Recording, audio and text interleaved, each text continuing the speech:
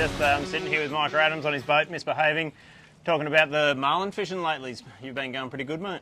Yeah, I've had a good start to the year, which makes a nice change. You know? It's really, every now and then we get them before Christmas time or, before New Year's, and you're always hanging. You finish work, you've got a bit of a holiday, and you just want to catch as many as you can. So this year they've turned up early, which is great. Yeah, definitely an early bite on them. Yeah, I caught my first one. It was a blue marlin on the 14th of December, and so far we're getting a fish every day or a couple of fish a day. So it's been a really good start. Fishing's kind of been all out the front too. We've had it sort of, Merimbula area through to about Tafra. So in terms of the south mark coordinate, sort of like from 42 degrees down to about 52 degrees. So it's a pretty small range of water, and that kind of helps as well. Because in what sort of depth? Oh, really that 140 metres to 160 to shelf. So it's kind of nice because the fish are all condensed into a fairly narrow strip, and it's basically just inside the shelf or the top of the shelf. And that's where you're going to find the bait as well. Yep. So lots of bait out there. Lots of bait, yeah. I've seen it better, but it's there's plenty of it, and there's certainly enough to catch. Smaller slimies are in a bit closer, like in 60 fathoms. But when you get out to the edge, they're definitely a bit bigger. Yep. Which is kind of what you want to throw them. So, yeah, plenty of bait. And what sort of style of fishing have you been doing to get these marlin? So you can catch marlin in a few ways. You can slow troll live baits, but as you know, I'm not a big fan of that. And you can troll lures, skip baits, like dead slimies are skip baits, or you can do a combination, which is what I do. So we have a program where we primarily tease. So I'm up in the tower with my 2 teaser reels, and I have my chain, a teaser chain on each side. I have a dredge also coming down this side here.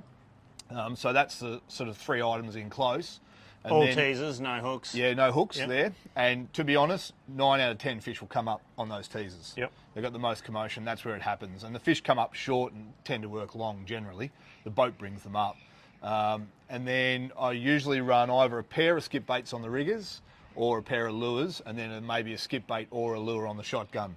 So we've kind of got a bit going on. We've got different options, but we never slow troll. It's always that higher speed 6-7 knot stuff. Yep. And like I say, we're primarily we're bait and switch fishermen. So we usually got our 2 Pen 30s stand-ups in here, and the tubes are just in there. So we've got two liveys already in the tubes ready to pitch, and it's pitching left or right, whatever's happening. So we've got a teaser left, teaser right, and teaser out the middle.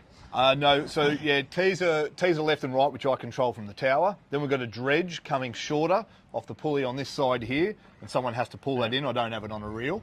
And then we've got hooks long. Yep. So if a fish sort of falls off me and goes long, I do have safety out the back. Yep. Or if you get the odd one that does come up first out the back, and we've either got skip baits or we've got lures long.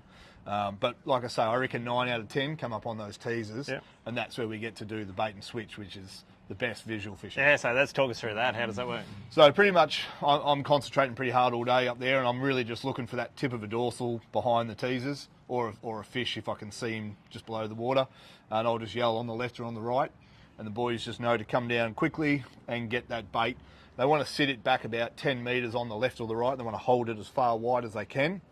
That'll put it into cleaner water, if you know what I mean by that. You've got all the trail down through the middle, and you'll get cleaner water out wide. Yeah, so the marlin just spot it easier. That's it, simply that they can see it easier. And we're trying to, and then I want Byron or Luke to hold in free spool, thumb on the spool, and just hold that livey skipping on the surface about 8 to 10 metres out the back. I'm going to be teasing that fish in from those reels up top, and basically I'm watching them lunge, and I just do a couple of quicker turns, and then slower, and then a couple of quick turns as he's coming for it. Usually do that about 4 or 5 times. He gets pretty angry by this stage. And then basically I bring the fish to that skipping live bait. Yep. And then the moment he sees it, I usually a couple of real aggressive turns to get the teaser out of there, almost jump it out, ideally, so he loses it. And then he goes, oh shit, there it is. I'll eat that. So you're pretty close to the back of the boat. Super visual, like 8 metres back. The bite's usually off the surface because we've usually got the slimy sitting on the surface. So it's a full head and shoulders bite out of the water. It's awesome. Awesome. Pretty spectacular fishing here in Merimbula at the moment. But awesome. Thanks, mate. That's a good rundown on how to catch a marlin. And if you need any more advice on that, come into store and we can talk you through how to catch a marlin.